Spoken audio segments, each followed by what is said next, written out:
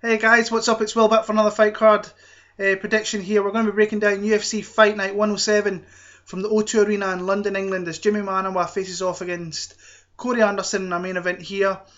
Overall, I really like the card. I think there's some good fights scattered throughout. I'm a little bit disappointed that they never got a better main event. The arena deserves a big main event like they had last year. I think it's an arena that has big fights. This is a decent fight, but it's not a main event fight.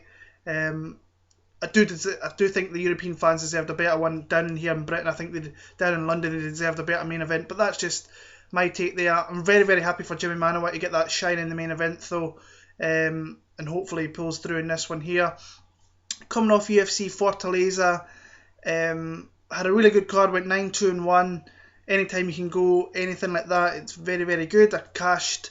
I was up a few units in bets. I made a small profit on DraftKings, not too much, but anytime you can take a profit, you take it. And just a really fun fight card throughout. And a really, really good fight card, and probably one of the best fight night cards we'll have of 2017. Just want to say a huge hello, thank you to all the new subscribers. Again, I think it was like 70 or 80 new subscribers in like 5-6 days, which is incredible.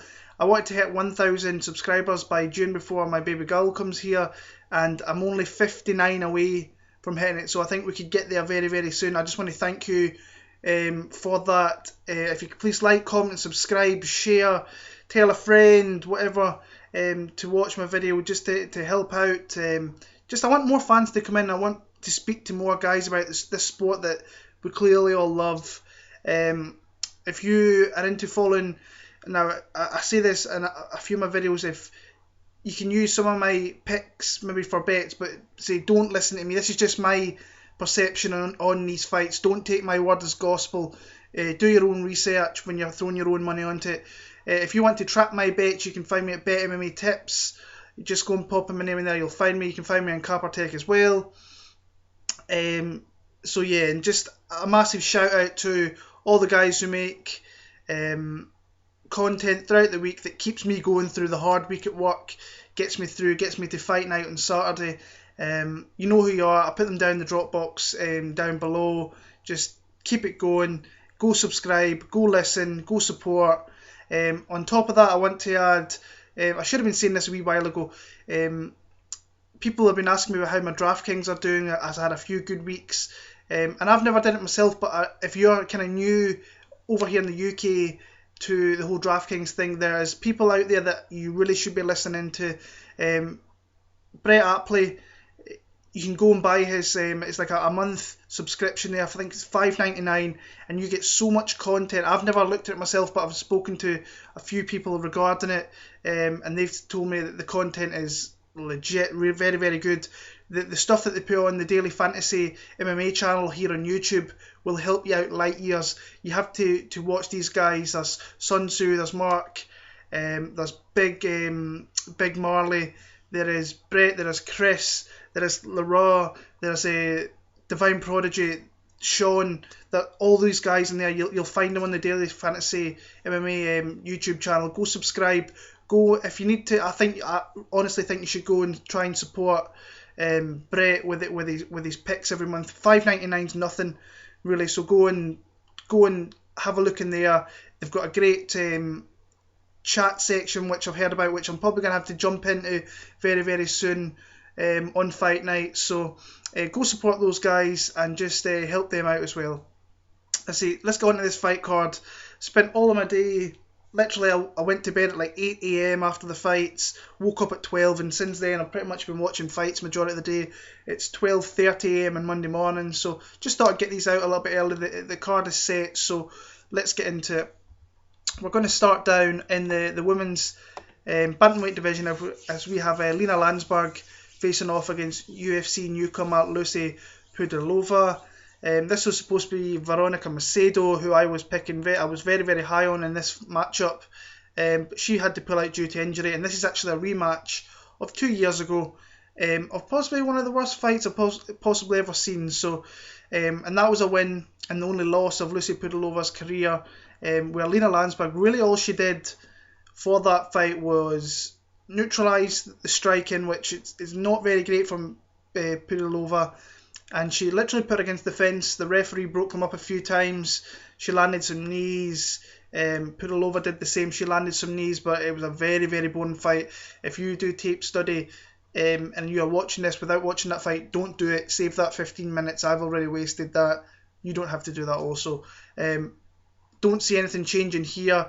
The only thing with Pudilova that I like, that she is quite long, but she really doesn't know how to use her length all that well, and she doesn't really know how to get her back off the cage, and I don't think that has changed since the last fought in 2015. It's going to be a Lina Lansberg, pretty dominant 30-27 victory there for her. Middleweight division with Bradley Scott against Scott Askham. This is a matchup I'm not sure about, if I'm being 100% honest. I'm going to side with Scott Askham, but I believe that Bradley Scott has ways to win this fight. He can tough it out. I see it being very close. Bradley Scott is a guy we just don't see enough of. We've seen him last year at UFC London against Krzysztof Jotko, who's one of the guys in that 185 division that not many people know about. I know who he is, but I've kind of always picked against him, and he's proven me wrong. But a lot of my friends who I socialise with, the Easy Money crew on Twitter, I mean, they're on this guy's half the battle. Dan Levy's been on this guy. He's been championing him for the longest time, and he's just came through for him every time. That fight in Dublin, Scott Askham and Jotko, I thought it was close. To the eye in the crowd, I thought that Askham had a chance to win that one. Got back and watched it, realised that Jotko did enough to win that fight. See, Bradley Scott, we've seen him like maybe twice in 3 years. Last win was Dylan Andrews a couple of years back, where he caught him with a submission. I think that Andrews got injured in that one there. Overall, a fairly decent pro, but I went and had a look to see if he's been training anywhere different, and I really haven't found too much. He's still in his kind of local gym, and he's training there. Scott Askham, on the other hand, he's been at American Top Team for the last 6-7 weeks with Marc Diakiese, who fights in this card as well. So that's only going to progress your game. Training with Jotko and other people that are in that gym there, it's only going to enhance your skills. Not that I think that Askham's skills are like the best you'll see in the UFC, but he's an all-around good pro, a very tough guy. He can whack a punch, can throw up a really big high kick. I think that Scott's actually the longer guy in this one, where Askham is the taller guy. Not going to be going anywhere near this fight betting-wise, DraftKings-wise, but I am going to be picking Scott Askham via very close 29-28 decision. But that's going to be one of my least confident picks of the card, because I think it could go either way. But Scott Askham is going to be the pick via a split decision. 29-28, I'm going to give him two 29-28s. I think the judges will give him that. So, bantamweight division, Ian Entwistle against Brett Johns. Not a fan of Ian Entwistle, I must admit. I thought he was going to get smashed at UFC 204 against Rob Font. Pulled out the day of the fight, I think it was, or it was either the weigh-ins. And Ian Entwistle is just not a fighter that really impresses me at all. He's a one-trick pony. If he can't get your leg... Well, I shouldn't say that, because he's decent on the ground. I've seen him nail other submissions on people. But he goes for that leg and he puts everything into it, and once he can't get that leg lock, his arms go, and he's just a sitting duck for strikes. And Brett Johns is just too much of a consummate professional and has such a better all-around game that Ian Entwistle, I don't think is going to touch him here. I think that this Brett Johns, I think his opponent that Brett Johns faced in his UFC debut, Kwan Ho Kwak, is a tougher and better opponent than what Ian Entwistle was, and Brett came in there on fairly short notice. It was a fight only a couple of weeks out that got made, and I thought I think both guys looked very good in that fight, but Brett showed he's just an all-around good fighter. I mean, he's won titles in other promotions, Cage Warriors, Titan. He's a really good pro and a really good addition to the bantamweight division.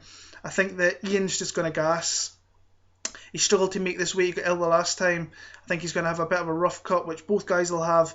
I just think that Brett Johns is the far superior fighter wherever the fight goes. He just has to be careful, don't get complacent, and don't get caught in the submission attempts of Ian Entwistle, but I think it should be under 1.5 rounds in this one. That's a bet that you should maybe look at. That's a bet I am looking at. But my pick's going to be Brett Johns. I'm going to pick him via TKO, probably end of round number 1, if not early round number 2. But that's a bet I am looking at. It's under 1.5. I might parlay with that with something. Moving on, Leon Edwards against Vicente Luque. This is a fight I'm really looking forward to. I think it's a really well matched bout, this, and there's been a little bit of back and forth with a couple of guys that I know who bet on fights, and you know, I'm pretty high on Vicente Luque, and I just like the progression that he's making. Since we've seen him in the Tough Show, he was on there. He looked okay. But since he's come out of there, you can see his striking has improved so much with Henry Hooft. He's moved from the Black Zillions, where the Black Zillions disintegrated. He's went to the Combat Club with Henry Hooft there. So, and the guy's just been bombing on people. I mean, Hector Urbina took him out there in a minute. Then, to my surprise, I thought he might be a lot of trouble for Bilal Muhammad. I didn't expect him to go in there and absolutely wipe the floor with Muhammad and knock him out. It was a brutal knockout. It really, really was. But the guy's got underrated skills on the ground. He's got a beautiful Darce choke, which I've seen him land before he came into the UFC as well. There is videos of him in sparring where he catches it all the time. But Leon Edwards, coming off a very impressive victory over former UFC fighter Albert Tumenov. Never in a million years did I see Leon Edwards winning by submission in that fight. I thought it was a pretty close fight. I thought that it could have really went either way. I thought Edwards maybe was just edging it, but then he got down the ground and he's shown that since that fight with Usman, that his grappling has came along a long way. And I think that Tumenov's maybe ground game was a little bit overrated, and it showed in this one there, and he caught a beautiful rear naked choke there and got a big win over Tumenov. Is a big name in the welterweight division period, so very, very impressed with that victory there. How do I see this fight working out? I think both guys on the feet I think it's pretty close. I think the faster striker might be Leon Edwards.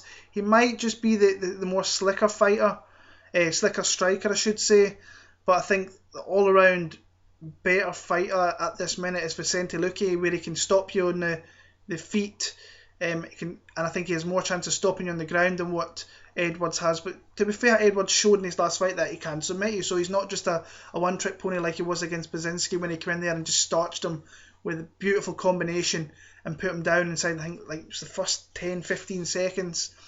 I see this being very, very close, but I can also see this being so close that maybe a hometown kind of decision comes for Leon Edwards. But when I'm looking at picking a fight, I think that I'm going to pick the guy who I think I just think that Luque is a little bit better, and I could be completely off with that one, but I like what I'm seeing out of him.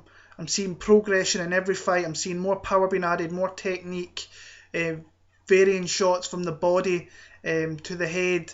His footwork's got better, and I think he's underrated on the ground. I think that if it goes down there, I think he will have the advantage. I'm going to go Vicente Luque via maybe a 29-28 scorecard there. Possibly a finish. He's a guy I'll probably look at in DraftKings, even though that Rocky hasn't been finished by anybody. But I like him in this fight. I can see people betting on Leon Edwards as an underdog. I know there are some people that I know that are going to be doing that. But I just think that I'm really high on Vicente Luque.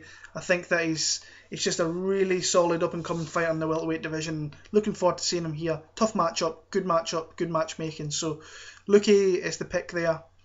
Middleweight division, we have Tom Breese against Oluwale Bamgbose. Like the fact that Tom Breese has moved up to 185. He's a big dude. I think that cut to 170 was draining on him. And this is the division he should be fighting at here. And I think he's got a fairly nice introduction to the 185 pound division here with Bamgbose. Tom Breese, training out of TriStar, big guy. His striking is decent. We've seen that Cathal Pendred, he'd seen that he'd made progressions with his head movement, with just being a little bit more patient and just waiting for the opportunity to strike. And once he got it off, he finished Cathal there. Kind of a little bit worried. I am going to pick Tom Breese here. The pick is going to be Tom Breese. But I am a little bit worried because that fight with last year, UFC London against Keita Nakamura, he could have easily lost that fight in that one there. And I don't think he could have complained too much about it. Nakamura was just showed his experience, a veteran of the sport, been in a lot of fights, and he made it tough for Tom Breese there. But as I say, I think this after that Nakamura, when he went and lost a split decision against Sean Strickland, I like Sean Strickland a lot.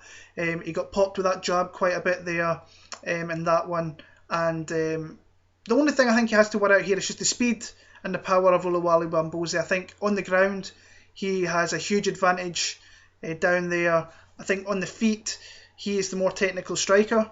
He puts his combinations together a lot better than what Bamgbose does. But Bamgbose, he throws really wild shit. He throws like wild stuff. He'll like try and tap your ankle and then throw a huge high kick behind it, like he did against Sarafyan. Like punch the leg and then come up high. And it's just something you have to watch out with the guys. He's very unorthodox and he's a big dude as well. But I think this is the fight where Breese can really showcase his advantage there and really introduce himself to the 185-pound weight division in a very good way. The way I see it being a little bit back and forward in the first round, with maybe Breese just winning it with his striking. Once I see this going to the ground, I see that Tom Breese, I think, has the definitive advantage down there, and I think he can lock in a submission. So my pick's going to be Tom Breese via a submission in round number 2. Lightweight division, Marc Diakiese against Teemu Packelen. Looking forward to seeing it. I am a big Marc Diakiese fan. Teemu Packelen's one of these guys, he's kind of like Tyson Pedro a couple of weeks back. That kind of unknown fighter you don't really know too much about. He could be making great strides in the gym, but I'm liking what I'm seeing out of Marc Diakiese. Coming off a tough win over Frankie Perez. I think he underestimated Perez a little bit there and was made to work for that win. But in the end, he got through it.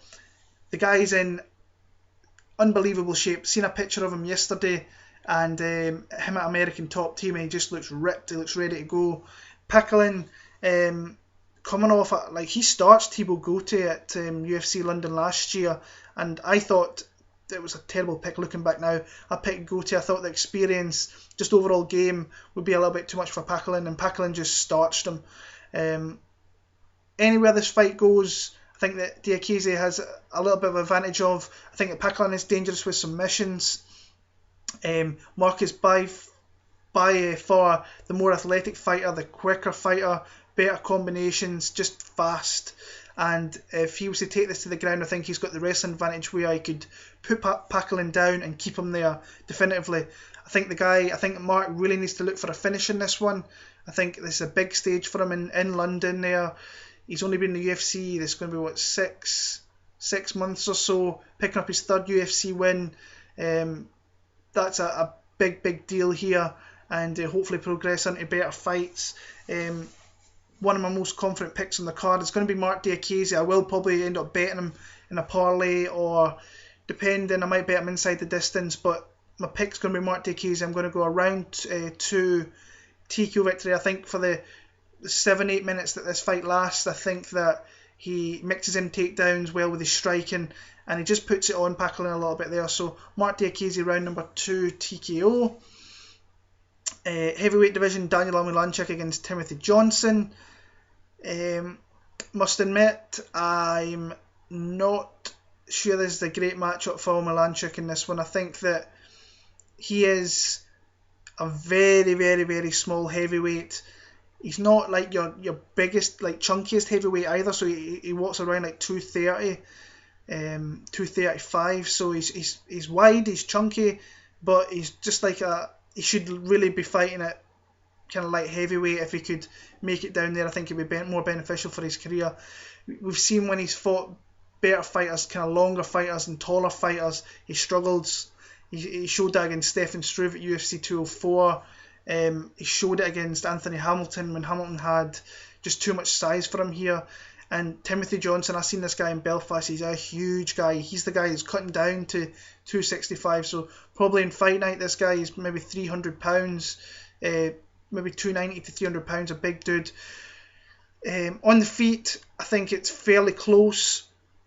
But I do edge Timothy Johnson that one there. I think when it comes to grappling, I think that Timothy Johnson has got the wrestling advantage. It can easily take him down, and with that size, I don't think that Omielanczuk's going to get him off.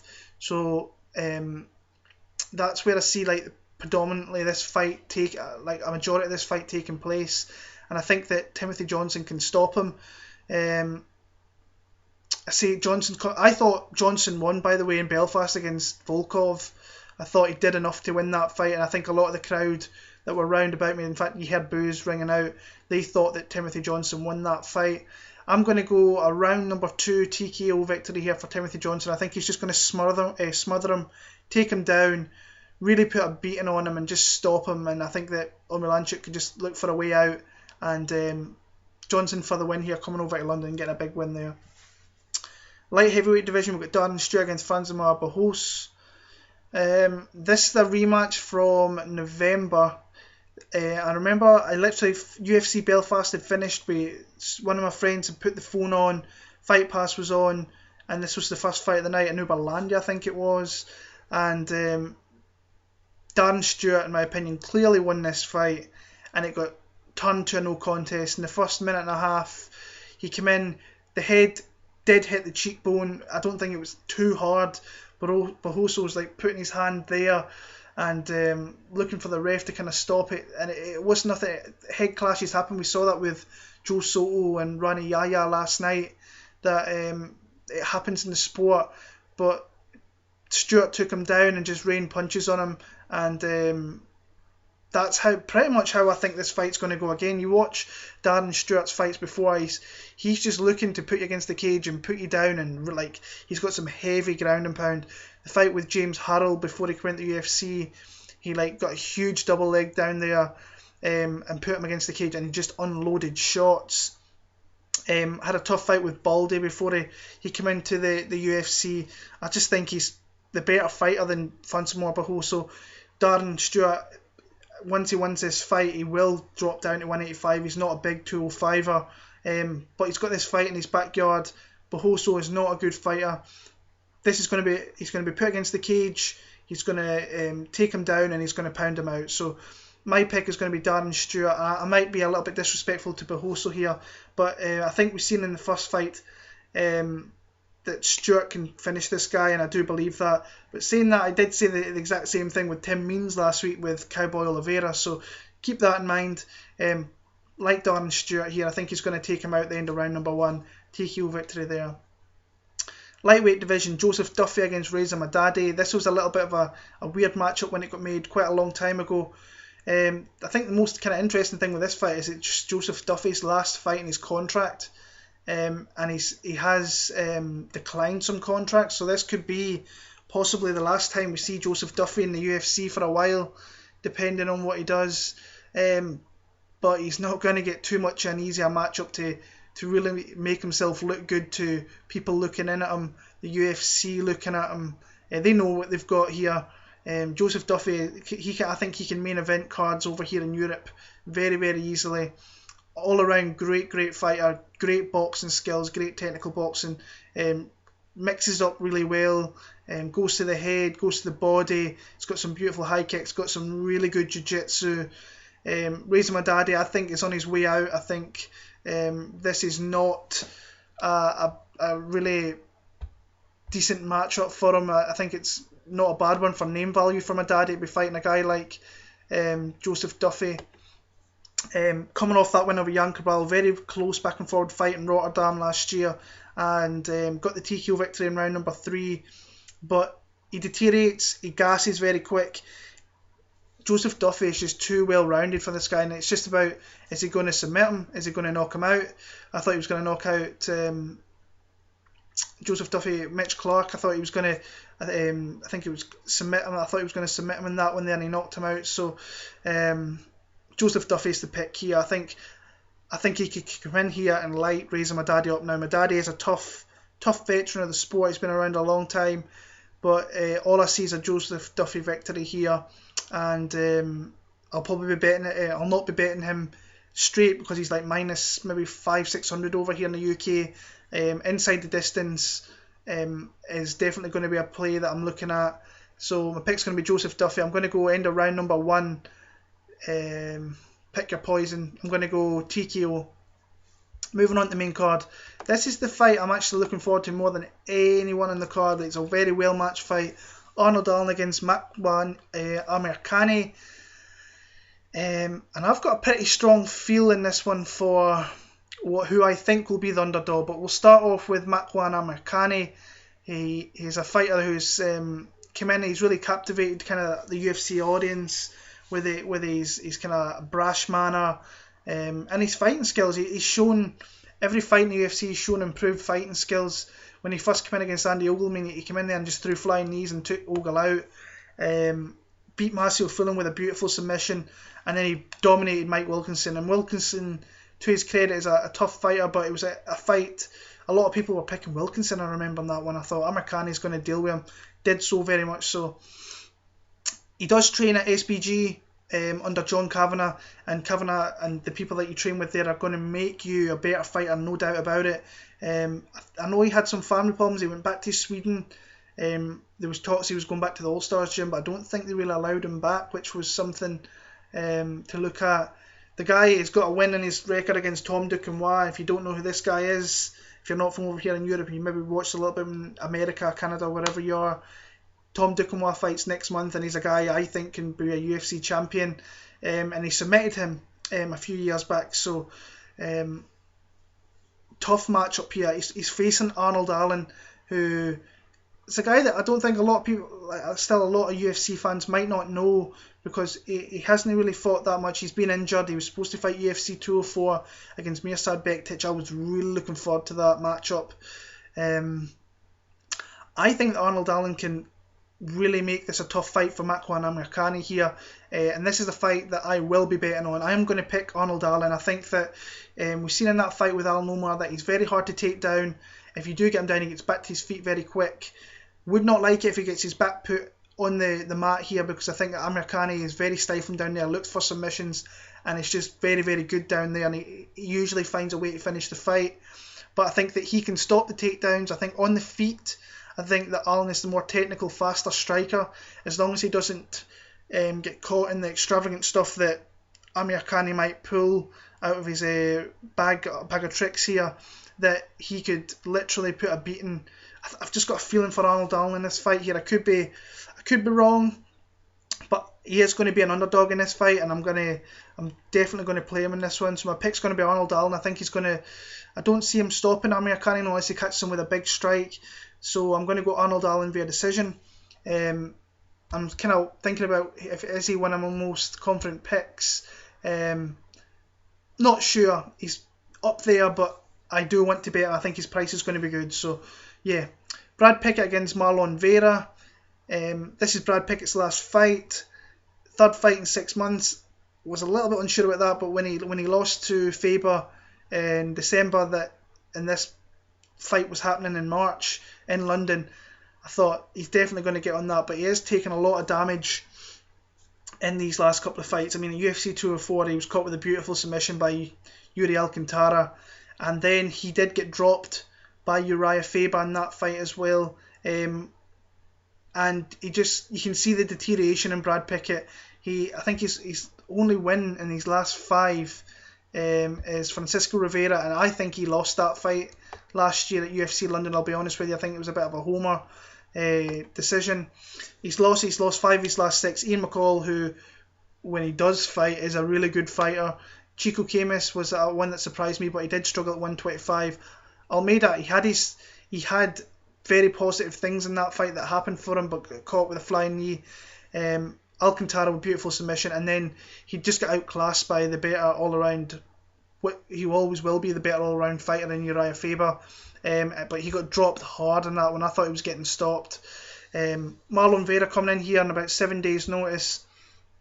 He was supposed to face Henry Bronis, was Brad Pickett, and I was picking Pickett in that one. But I don't think this is going to be a good end to Brad Pickett's career. I hope it is. I'd love to see him go out in a victory here, but I'm just not confident in picking Brad Pickett to win fights in the UFC anymore. And when you get someone as hungry as Marlon Vera, who really fights hard for that wee girl of his who has the condition with her face, I really think he's going to come out here and fight hard. I thought he had a very tough fight with David Grant in London last year where he had his moments. I thought the referee was a little bit off in that one, Marc Goddard. I thought he made a few silly decisions. Coming off that win over Ning Guang Yu down in Australia where he looked very, very good. I'm going to pick Marlon Vera, but if this fight is close, there's only going to be one winner.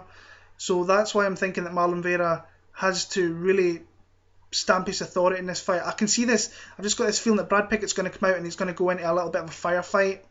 And I think that the faster striker is Marlon Vera. His combinations aren't the greatest, but I think he can catch Brad Pickett and put him down. And I can see Brad Pickett going to his grappling like he did in the Neil Seery fight. I'm just not confident in picking Brad Pickett fights. I really hope he wins though. But my pick for this is going to be Marlon Vera. I think that I feel he's going to hit him with something and it's going to get into a little bit of a firefight and he will hit Pickett with something. But I'm more confident picking Marlon Vera. A year ago I would never have said that, but Brad Pickett, his head's pretty much already out the door. I just like Marlon Vera. I don't think I'm going to get too many people agreeing with me with that one, but my pick's going to be Marlon Vera via, I'm going to have to go, I can't see him winning decision. So it's going to have to be a TKO victory or a submission, a flash submission. I'm going to go early third round TKO victory there for Marlon Vera. Co-main event, Gunnar Nelson against Alan Jouban. I'm a big Gunnar Nelson fan. I think anybody that knows me fairly close knows that I love watching Gunnar Nelson's fights. I think he's one of the best guys to watch. He's got that wide karate stance, which is really coming through. He showed that in the last fight with Tumenov when he was throwing nice leaping left hooks, nice jumping side kicks, and holding his own in there with a really good striker, Albert Tumenov, and he was using very nice reactive takedowns off the striking that he was using. And once he was down there, once Gunnar Nelson gets you down there, the guy is just a magician to watch. There's only one guy better than him in my opinion, and that's Damian Maia, and Damian Maia showed that in their fight. But he uses beautiful short elbows to manoeuvre into better positions. Once he gets your back, I think that's it, you're done. And he showed that in the UFC with Brandon Thatch, with Tumenov. Once he gets your back, he's patient, he's calm. One of the things that I tweeted this out earlier on Twitter, that he is one of the guys who once he gets down there, just watch his striking. He'll catch a hold of one of the hands and he'll vary shots. He'll go to the head, he'll go to the body, he'll throw like heel kicks to your leg to try and just soften you up to get that slight opportunity. And once he gets it, it's good night. I know I've had a little bit of back and forward with Justin of UFC Bro Picks with this. He's high on Alan Jouban, and he's been kind of talking down on Nelson's skills a little bit. I'm obviously a Nelson fan, so I'm going to be talking them up a little bit. I just think this is a fight for Gunnar Nelson to really, really look good. I think actually I don't see too many aspects of this fight where he loses it. I really don't. Not in the striking. I think that Jouban in his fight with Mike Perry used a beautiful jab. Something I think he has to do here. I don't think he can go to the ground with Gunnar Nelson. I know he's a 10th planet guy under Eddie Bravo. Gunnar Nelson is one of the elite guys in the division. If you ask hardcore fans who are the guys on the ground who are elite, Gunnar Nelson's going to be mentioned in that capacity, and he's going to be Damian Maia's up there. And in my opinion, number 2 is Gunnar Nelson. I think he's just a magician on the ground. Gunnar, I hope he comes out here. He's not a little bit tentative like he was, like in the Zach Cummins fight. He lost that first round. Come out quick, use his striking to get reactive takedowns. I think once this gets to the ground, Alan Jouban's going to be in a lot of trouble. Jouban, to his credit, is an all-around really tough guy, a pretty technical striker, but I think he gets wobbled in a lot of his fights, and I think that Gunny can neutralise him on the feet, and once it goes to ground, I think it's all Gunnar Nelson. So my pick's going to be a second round submission for Gunnar Nelson. I am looking to bet Gunnar Nelson in a parlay with the guy I'm going to pick in the main event here. So we're going to move on to the main event. Jimi Manuwa against Corey Anderson.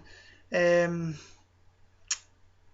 matchup. It's just not a main event caliber matchup, which is a shame. But as I said at the start, I like the fact that Jimmy's going to get this shine of fighting in the main event in his hometown there. Once again, he's getting that redemption fight.